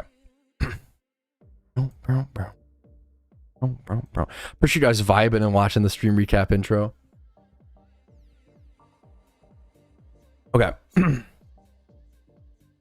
Alrighty, fellas, next up is the achievement showcase. It's a way for me to shout out and show appreciation to all the gamers grinding and doing cool things within PokeMMO, and also give you guys some ideas, some goals to maybe shoot for today while you play PokeMMO. If you want to be involved in the achievement showcase, there's a Discord chat in my Discord, which is always linked in the description, or it's just discord.gg/Patrouski in your browser, wherever you want to type that at.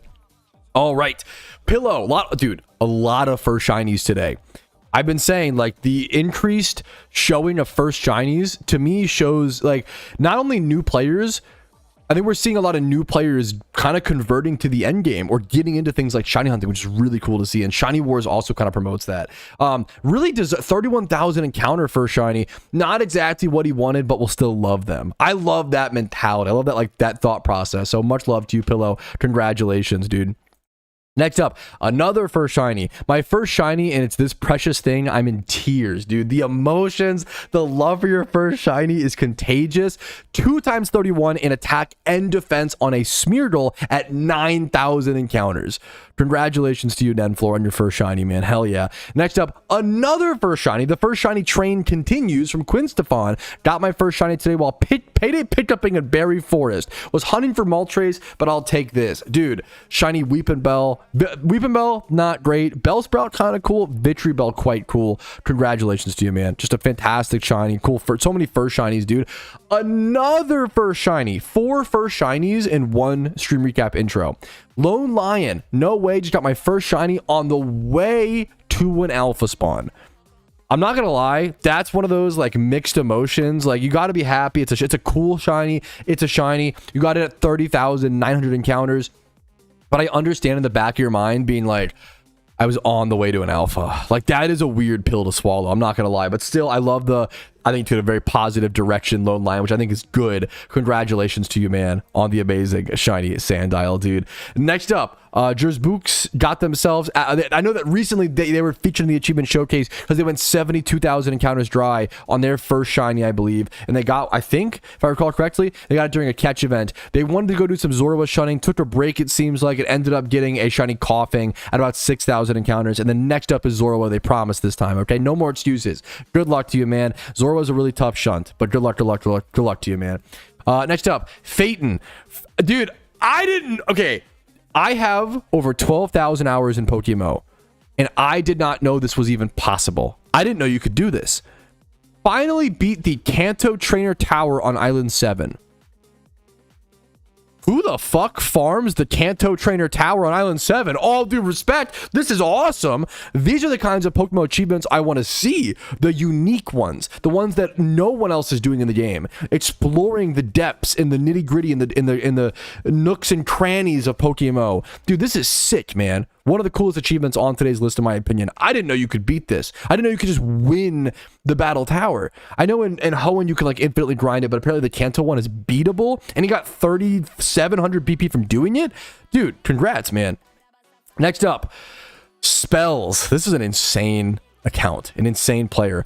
Finally got my dream shiny at 525 hours exactly played. Almost all the Ninkadas were self-caught. That adds a lot of time. I also included a Lickilicky in my screenshot because having Shedinja and a Shalfa as my only two shinies is kind of cool. I'm sorry, kind of cool? I'm sorry, did you say kind of cool? This is one of the coolest accounts I've ever seen in PokeMMO. One of the coolest, like, this gamer, also IGN Spells, what a good IGN. Your money is stacked, you got the racks up, you've got the shinies. Dude, their two shinies is a Shalfa Lickilicky and then a shiny Shedinja, which also that Shedinja is at 61,000 encounters. What a grind. This is insane. One of the coolest screenshots. Thank you for sharing, dude. I always say it's unbelievable how, like, we didn't used to keep track. We didn't used to log. We didn't have people doing these kind of shunts in PokeMMO back, 10 years ago, right?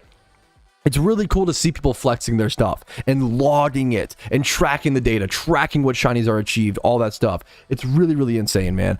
And then next up, we're ending things off today, I believe, with just a wholesome, amazing MMO story. Not even a PokeMMO story, but just an MMO story, but obviously it took place in PokeMMO. I finally met one. I finally got a legendary, got a Moltres, and I caught it after 22,000 encounters dry on Moltres. To be honest, not the greatest achievement, but what makes you want to share it is because of this dude. This random dude from Global Chat saw me ranting about my dry streak and sent me 3 legendary lures in the mail and told me never give up, keep pushing forward. And ironically, I had already bought a Moltres off the GTL and I was deciding to give up and call it a month. But this random act of kindness from a stranger helped me push forward, and on the very last day of the month, before it changed rotations, I was able to catch a Moltres, and now this dude is my big dog now. Dude, I fucking love this. This is a friendship made, a story crafted, a emotional attachment to this Moltres that can't be faked, it can't be shedded. I hope you think about this story every single time you use this Moltres in raids, in PVM content in the future. That's everything you want from an MMO experience, man. This is everything you want when you play an MMO. Congratulations to you, Chicken Rise, and to your friend, dude. I thought that was a beautiful, beautiful, beautiful story. Okay, dude, is that everything? I think that was the fucking intro, right? Like, bring up Lepa Berries. Let me do that really quick. PokeMMO Hub Lepa Berry history.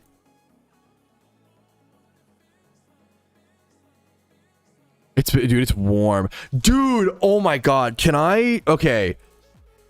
Dude, one of the craziest weathers I've ever seen in my entire life happened the other day. I checked the weather That was the intro. I know. Yeah, no. I was so late to the what's it called. I did it for a bit on the Iron Man, the Hoa weekly battle. It's a good question. On a main account, I think it's worth it, honestly, for the Pokeyen. If you have the team built, it's decently worth. 2 hours nearly. Dude, I had no time. I had to jump into the catch event. I watched a like epic movie today. I watched Lawrence of Arabia. I'd never seen it. It's a 4-hour movie I watched in theaters. I woke up, went to the theaters, watched a 4-hour movie, man. It was crazy. It was a cool movie. It was really slow at times, like way too slow. But you know, it's an older movie. The shots are even stunning to this day. Like landscapes and the vastness of it. 4 hours, yeah, it was like 3 hours. I think it's 3.8 hours. It's like 3 hours and 45 minutes or some shit. No thanks. I love, especially in the theaters, a long movie. When they have an intermission at a movie, that goes hard. I like it, man. I saw Hamilton in theaters that had an intermission.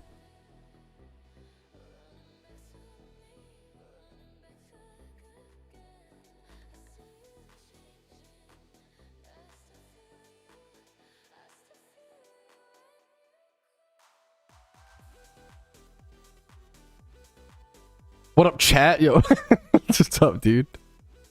Theater has smoke breaks. I don't know if it's for that reason. Your theater has smoke breaks. If the movie is the long way is long enough, they'll usually do something, man. All right. Let me talk about this. I think it's good history.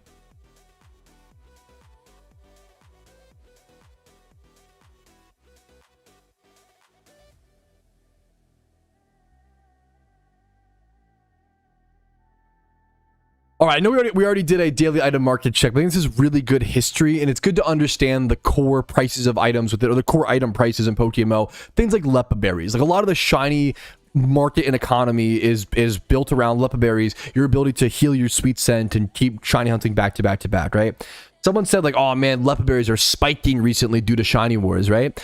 And they've gone from about 747 Pokeyen up to 802, right? For like, if you look at this graph, right, for all intents and purposes, yeah, Lepas have kind of spiked recently. Spike is kind of a harsh word, but they've gone up, right?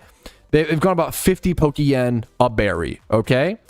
But when you zoom out, this is why price history and market history is so important. When you zoom out, you can see that Lepa berries used to average 900 Pokeyen a piece for a very long time. Back when I came back to them in 2021 and up until 2023 or so, they would even peak at 1,000 Pokeyen a berry sometimes from 2020 to 2023-ish, right? And it wasn't until, I mean, even then, it wasn't until like 2024 where we started seeing Lepa berries consistently be under 900. And we've seen Lepa berries consistently go down in price. Be 900 Pokeyen average, 900 to 1,000 yen from 2020 up until, let's say, 2023.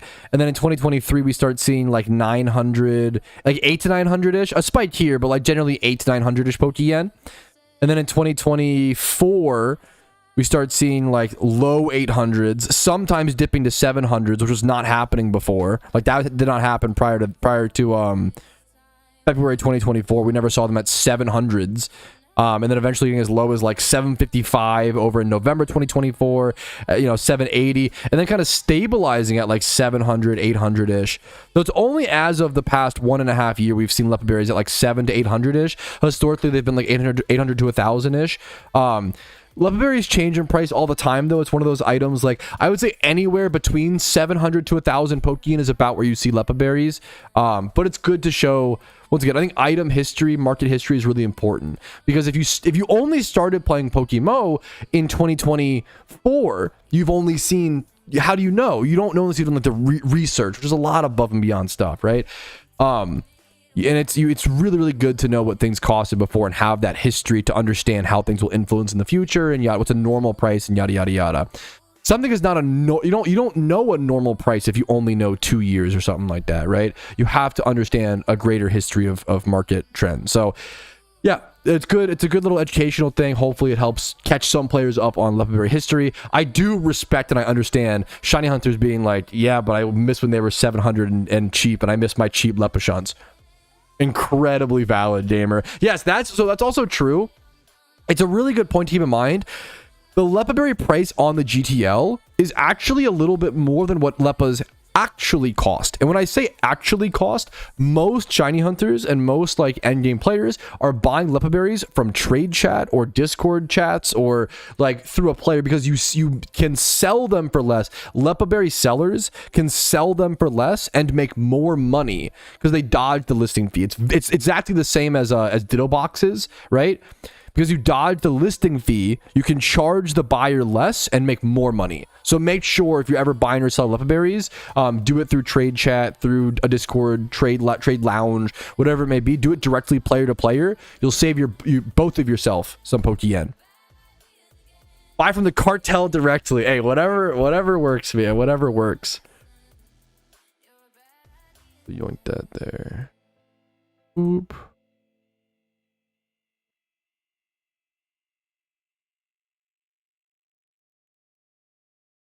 Get a guy. Get yourself a guy. Get yourself a connection. A Leppa plug, one might say. Unironically, I mean, giving yourself a Leppa pug. A Leppa pug.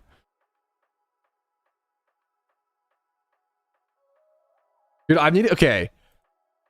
So I'm just... Today's stream is just straight yapping, so my apologies. Have you ever leave for any recent videos? No, dude, I am so out of my depth. I need to do them at some point. No, dude, E4 reruns are really good. I did actually check. The reason why I haven't started E4 reruns on the Ironman account, Brewski, is because I did check what I need for them, and I'm so far. Like, this is what I need. I need an entirely new Gligar, an entirely new Infernape. I'm close-ish to a Jolteon, close-ish to a Bisharp, close to Weavile, kind of close to a Breloom, but it's like a 4x31 alpha. I don't, not actually close. Like, I'm missing so many Pokemon. Oh, sorry, I'm an idiot. I keep doing that. That's the red refight. Never mind. Ignore everything I just said. I don't know E4 teams. Ignore everything I just said. Dude, have a great day, Clarko. Much love to you, man. Have a great day, dude. Was just curious. Yeah. The trick nerf. They didn't get destroyed. There's a lot of, but I don't know. I thought E4 reruns got changed. They had to rewire them. From my understanding, there's tons of strategies that now work. Like E4 reruns are back, from my understanding. People were very overly bombastic, and it's when you nerf an MMO mechanic, it turns out MMO players just get really upset. It's just gamers. Like Jimmy runs. We talked about this to the end of we talked about this so many fucking times. A lot of the nerfs were like 1 to 8% nerfs, and people acted like the devs had killed their firstborn. Like the severity was insane. But I do understand. And I agree with like why did the nerfs happen? The nerfs were strange, and I wished, yeah. Is there anywhere I could find? Really? I could be. Maybe I'm wrong, Adam. Maybe I'm wrong. I'll have to work on that then, or do some research on it. Because I think they might be back, but if there is not, you know, there's not. So apologies if I'm out of my depth. Okay, I need to. It's very important. I gotta do a movie Patrouski thing. What did I last talk about on stream? What was the last movie I talked about? I don't think I've talked about Disclosure Day. Was the last movie I talked about like Scary Movie?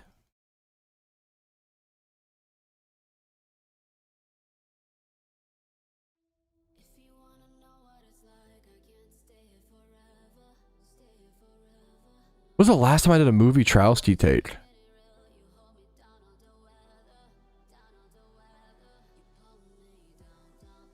I don't even know if I talked about... I don't know where I left off, honestly.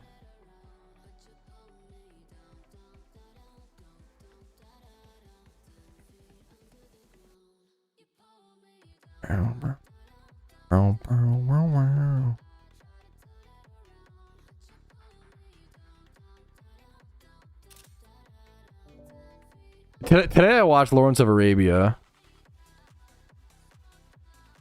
Translations. I knew that it threw a whole wrench in the thing. It's all guide. Yeah, fair. I thought there were guides made, but I could be wrong. If you're actively looking and can't find them, you're probably right. Only one I know about. Okay, I need to be careful with my words then. Apologies if there's truly not. I thought Xana, maybe I'm just misremembering. I thought I heard there was like guides on that, but I could be wrong.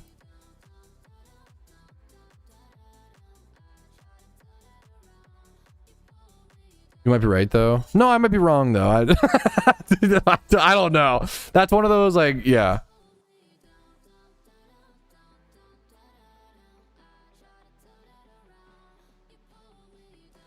If I just Google.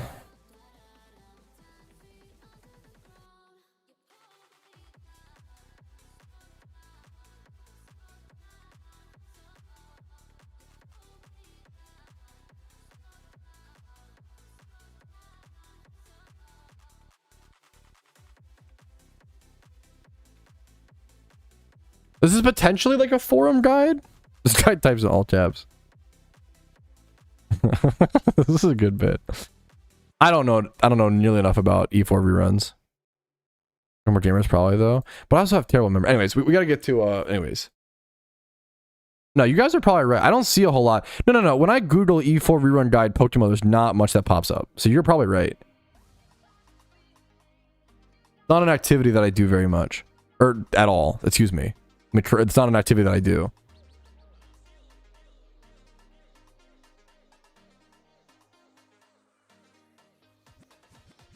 I kind of love all caps. I respect it. I don't mind it.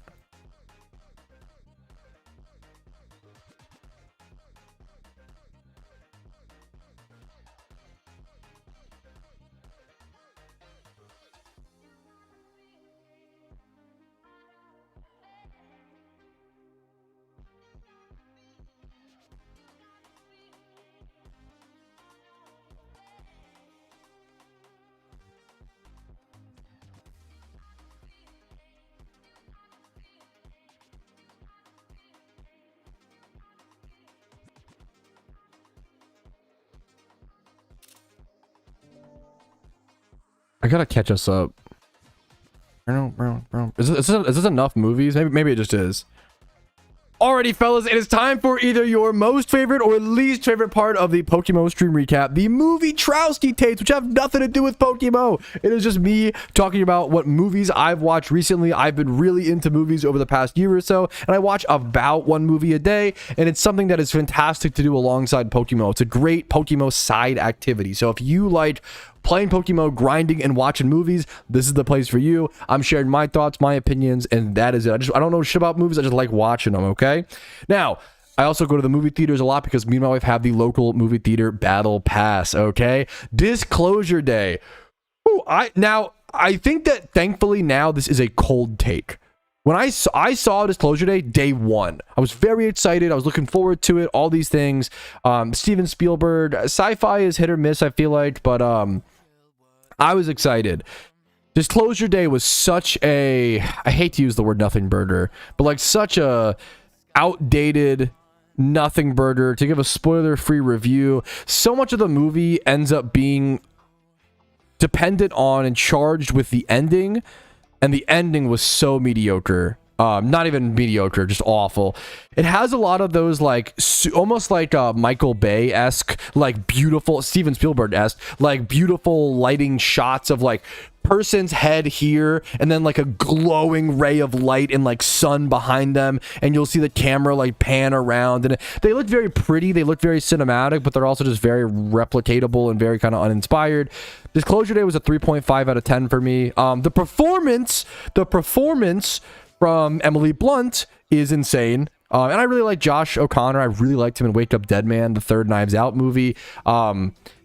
Emily Blunt is really good. I've always heard people praise Emily Blunt, and I've never really watched a movie with her where I feel like she had a crazy performance, but I haven't really watched enough of her movies. This movie sold me. She stood out above the rest. She was amazing in this movie. Yeah, I'm glad someone already saw the Thumb movies. Okay. Next up, I rewatched Dodgeball. I am an advocate. I think Dodgeball is one of the best comedies ever made. I think it's a 10 out of 10. I love early 2000s comedies. They don't always age well. Comedy is really tough to do well and have. I think Dodgeball fucking sticks. I think it works. I think it's good. I think Dodgeball is fantastic. I truly think it is a 10 out of 10 perfect comedy. Okay, next up, I watched Psycho for the very first time, which is the like Norman Bates kind of story. Not to, I think it's not too much of a spoiler, but it's like the Bates Motel origin is like from Psycho. It's the movie, if you've ever seen the like person who like opens up the shower and has the knife, that's Psycho. That scene originates from Psycho. And that's how I always think of it. I had never seen it. I watched it for the first time. Kind of a slow start, but I think there's a big midway point twist. And I think it gets pretty interesting for an older movie. It's from the 60s, I believe, right? I'm not generally a huge fan of older movies. I think there are some that really hold up, like almost unfairly, like 12 Angry Men. I think 12 Angry Men is like one of the best movies ever made. But I think old movies have a tough time fighting against the passage of time. I think a lot of times I don't vibe with them, but I try my best to give them a fair shot. We watched a fair bit of old movies recently. Psycho ended up getting a did I even say scores? Yeah, Disclosure Day got a 3.5 out of 10. Dodgeball 10 out of 10. Psycho, I believe, got a sorry, Letterboxd is lagging a little bit. I gave Psycho a 6 point something, a 7.4, excuse me. I gave Psycho a 7.4. I think what was really good about it is the pacing of Psycho is like, it is just a straight up ramp, and it gets more and more exciting and crazy as the movie goes on.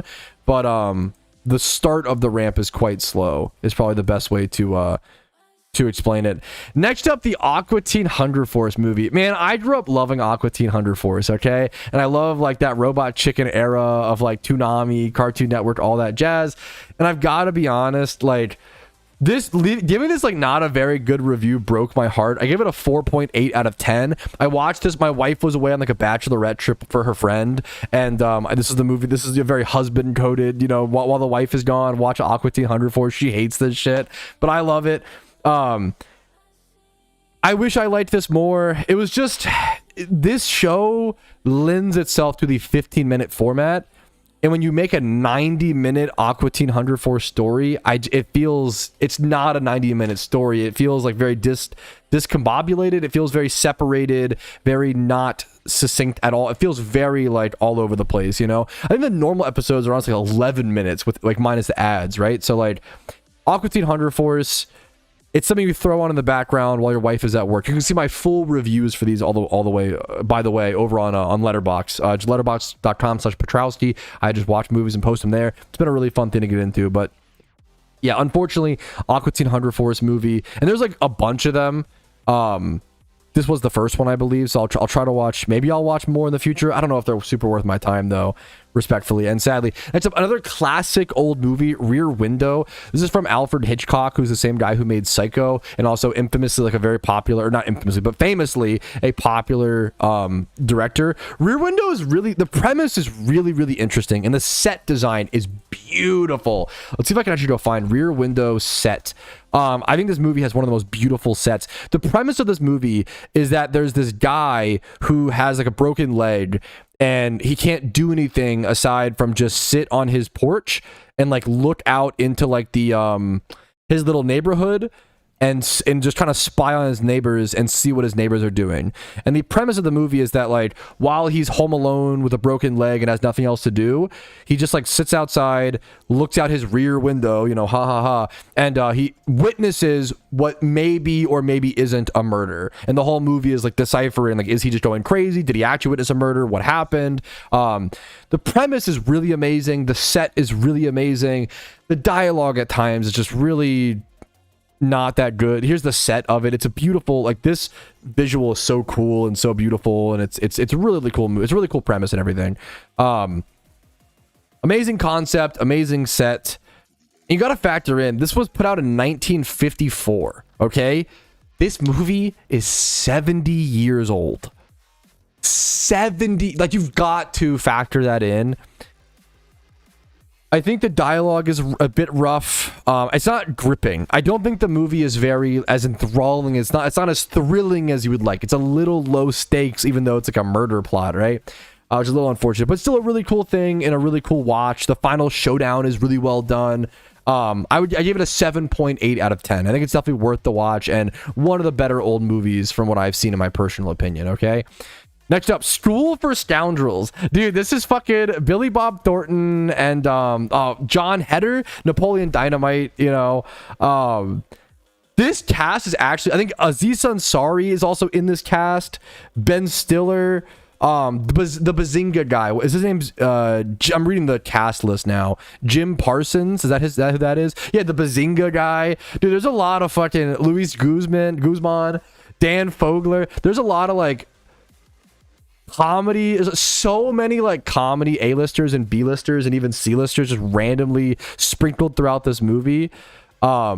It's really weird, this movie. It's also a Todd Phillips movie. So the same guy who made Joker, both Joker movies, but the first guy who made Joker also made School for Scoundrels, which is hilarious.